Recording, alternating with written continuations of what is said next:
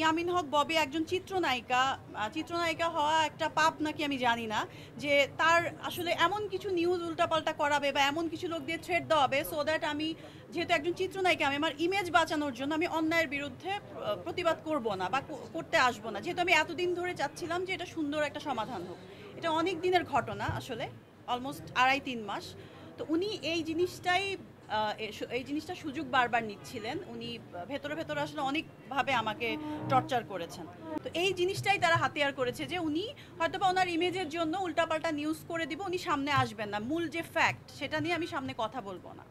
এবং ওনারা কিন্তু বারবারই বলেছে আমরা অমুক দিন বসছি সলভ করে দিচ্ছি, প্রবলেমটা সলভ করে দিচ্ছি, একে ফোন দিচ্ছি ওকে ফোন দিচ্ছি, এবং অনেক ফোন আসছে আমার কাছে।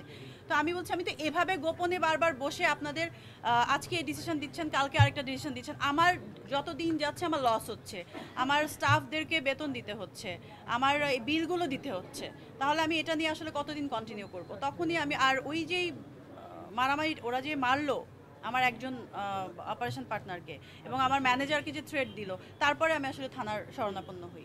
তো উনি যেটা ভেবেছেন যে আমি যেহেতু নায়িকাদের কথা শুনলেই অনেকভাবে তারা চোখে, মানে নায়িকাও যে মানুষ বা ভালোও থাকতে পারে, এটা তো ওনারা এমন কাজ করেন যেটা আসলে ভাষায় বলার মতো না, কিন্তু নায়িকা শুনলে এমন একটা হয়তোবা অনেকের কাছে অনেকভাবে ওই ইয়েটা পাবে যে ও হয়তোবা সামনে আসবে না। তো পুরোটা বলে দিচ্ছি, এর থেকে ফেক ফলস নিউজ কিছু হতে পারে না। আমার রেস্টুরেন্ট ভাঙচুর করেছে, আমার লোককে মেরেছে, এবং উনি হসপিটালাইজড ছিলেন 2-3 দিন। ওনার মাথায় ব্যথা পেয়েছে, চোখে ব্যথা পেয়েছে, ওনার সিটি স্ক্যান করতে হয়েছে, ওনার মানে ডিফিকাল্ট একটা টাইম পার করেছি আসলে আমি সব দিক থেকেই। এবং মামলা আমার লাইফে এখন পর্যন্ত আমি কখনো কারণ আমি মামলাও করিনি, কখনো মামলা খাইনি, this is the first time. কোনো জিডিও হয় না আমার নামে কখনো।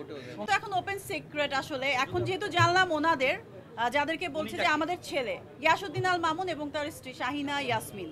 মানে আপনি কি শিওর যে আসলে গিয়াসউদ্দিন আল মামুনের, মানে শিওর হলাম কারণ হচ্ছে আমাদের যে 6th ফ্লোর ওইটার ওপরে ছোট্ট ওপরে 7th ফ্লোর আরেকটা আছে, ওইখানে ওই ছেলেপুলেগুলো কয়েকদিন ডেকে নিয়ে আমাদের লাইন অফ করে দিয়েছে। এবং ওয়ান গ্রুপের যে হারুন, সে অনেক থ্রেট দিচ্ছিল যে আমাদের মা, ওরা সবাই মা বলে ডাকে, আমাদের মা যেটা বলবে সেটাই হবে, সেটাই হাদিস, আর কোনো বিষয় না। সাফারার এবং প্রতারিত, এবং আমার টাকা পয়সা নিয়ে নেওয়ার পরে তারপরে বলছি যে না এখানে বিজনেস করা যাবে না, এটা তো মগের মুল্লুক না আসলে, 2-2.5 মাস 3 মাসের মধ্যে, এবং আমার অনেক টাকা ইনভেস্টেড এখানে।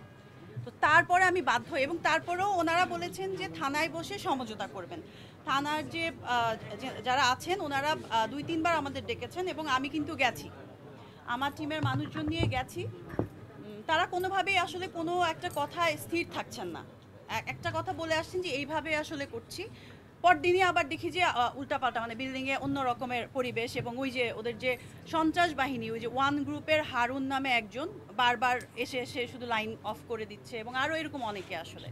সো আমি বারবারই মানে সুস্থ একটা সমাধান চেয়েছি, যেহেতু আমি ইনভেস্ট করেছি। এবং একজন বয়স্ক মহিলা, উনি কিন্তু আগেও আরেকজনকে বলেছিল, নজরুল রাজ, তাদের মেবি ক্লোজ, তো তাকে ফোন করে বলেছিল যে আমি আমার দেবরকে পাঠাচ্ছি, বসে তোমরা সমাধান করো কি হয়েছে এখানে। উনি কিন্তু সবই জানেন, উনি একটা বয়স্ক মানুষ, উনি এত হোমজিক্যাল ডিসিশন নিয়ে আজকে এটা কালকে ওইটা পরশু এটা এরকম করে মানুষকে হয়রানি এবং এভাবে প্রতারিত করা, আসলে আমি এক্সপেক্ট করতে পারি না যে একজন বয়স্ক মহিলা থেকে আমি এইভাবে প্রতারিত হব। এই জন্য আমি এই জিনিসটা নিয়ে এতদিন চুপ ছিলাম। আমি ভেবেছি উনি হয়তো বা ওনার ভুল বুঝতে পারবে, ওনার যে ক্ষমতার যে ইয়েটা দেখাবে না, বাজে ব্যবহারটা উনি করবে না। আমি রেস্টুরেন্টটা নেয়ার আরও অনেক দিন পরে জানতে পারি এই বিষয়গুলো। আসলে সমাধানের দিক ওনারা ভাবছে যে এক হচ্ছে, কিন্তু আমি এখানে টোটালি যে ফ্যাক্ট সেটা হচ্ছে আমি খুব অনেস্টভাবে ওনার সাথে মানে ওনার রেস্টুরেন্টটা নিয়েছি, সব কিছু ঠিক ছিল। যখনই আমরা পেপারসটা চেয়েছি, যে এখন আগুন লাগার পর রেস্টুরেন্টের পেপারসগুলো আরও স্ট্রিক্টলি আসলে দেখে, এসে যদি আমাদের নামে মামলা করে দেয় বা কিছু করে দেয় যে ইলিগেল পেপারস ছাড়া আপনি রেস্টুরেন্ট চালাচ্ছেন, এটা তো অবৈধ। সো ওই জন্য আমি বারবার বলছি যে আমাদের পেপারস লাগবে। উনি কিন্তু যখন সব কিছু লেনদেন হয়, সব কিছু কথাবার্তা, উনি কখনোই বলেন নাই যেখানে এই পেপারসগুলো নাই। অন্যরাও তো করে এভাবে, এরকম একটা বিষয়। অন্যরা তো আগুন লাগার আগে মেবি, আমি জানি না অন্যদের বিষয়টা কি, তবে শুনেছি আমি লাহোর কিচেন নামে একটা ছিল ওই বিল্ডিংয়ে, ওনাদেরকেও অনেক টর্চার করে ওখান থেকে বের করে দেওয়া হচ্ছে। ওনারা আর ওদের ওই সন্ত্রাস বাহিনীর এগেনস্টে কথা বলে নাই, বা এরকম দু একজন আছেন, হয়তো বা আপনারা যোগাযোগ করলে জানতে পারবেন। হ্যাঁ, ওনারা খুব লেন্দি করে না, ওনাদের যারা রেন্ট নেয় লেন্দি করে না, এটা আমি শুনেছি। এবং উনি ওনার, আমার মনে হয় ওনার পুরো বিশ্বাস ছিল যে ববি হয়তো বা এই বিষয়টা নিয়ে মুখ খুলবেন না, কারণ আমি আসলে সৎভাবেই এখানে ইনভেস্ট করেছি। এবং আমার যে অপারেশন পার্টনার, ওনার সিভিয়ার লেভেলের অ্যাটাক হয়েছে, হত্যা চেষ্টা করা হয়েছে। সেখানে উল্টো ওনারা কিছু কিছু জায়গায় আমার নামে নিউজ করিয়েছে যে হত্যা চেষ্টা এবং চুরি। এখন আসলে এটা কি, আমি কাঁদবো না হাসবো, এটাই আমি স্পিচলেস হয়ে গেছি আর কি ওই সময়। এটা একটা হতে পারে, কারণ হ্যাঁ, আমি একজনের নামও আমি রাব্বা নিজে, হ্যাঁ হ্যাঁ হ্যাঁ, উনি খুব বাজে নিউজ করলো আমার সাথে, কোনো মানে যোগাযোগ না করে কিছু করে। উনি কয়েকদিন আগে স্বপ্নর একটা ইয়ে করতে বলেছে আমাকে, একটা ভিডিও বাইট দিতে বলেছে না বাজার, আমি বলেছি এগুলো তো আমি করি না আসলে। হ্যাঁ, আমি আমার জায়গাটা একটু মানে ফিল্ম ওরিয়েন্টেড রাখতে চাই, সব জায়গায় অ্যাভেলেবেল হতে চাই না।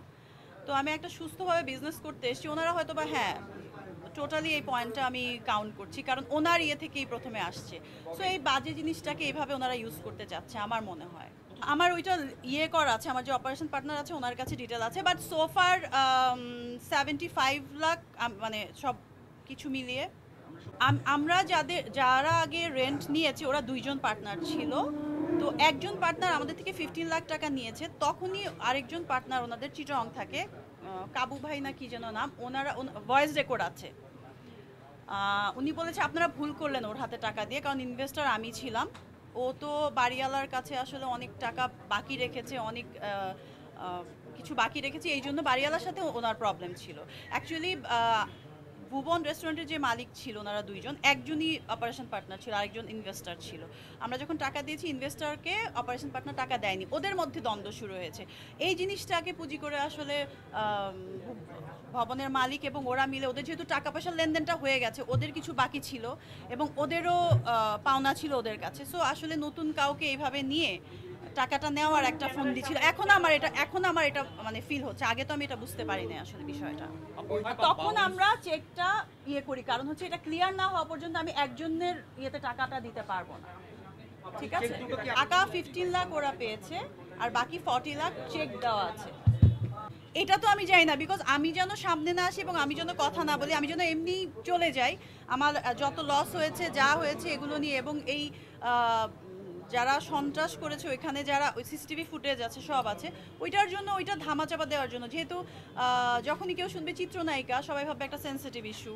সো আমি যেহেতু সবসময় আসলে অনেস্টলি চলার চেষ্টা করেছি এবং কোনো বিবাদে বা কোনো কিছুতে যাওয়ার, যেহেতু আমি এমন একটা ফ্যামিলি ব্যাকগ্রাউন্ড বিলং করি, আসলে ওনারা এটাতে ইউজ টু না যে ভাইরাল হব, এবং ভাইরাল আমি কখনোই হতে চাই না কোনো বিষয় নিয়ে। আমি শুধু আমার ফিল্মে ভালো ভালো কাজ করে দর্শকের মনে এবং আপনাদের সঙ্গে থাকতে চেয়েছি। ভাইরাল হওয়াটা আমার মনে হয় যে যারা ইনসিকিউর বা যাদের ভাইরাল জিনিসটা আমি কখনোই পছন্দ করি না আসলে। তদন্ত চলছে।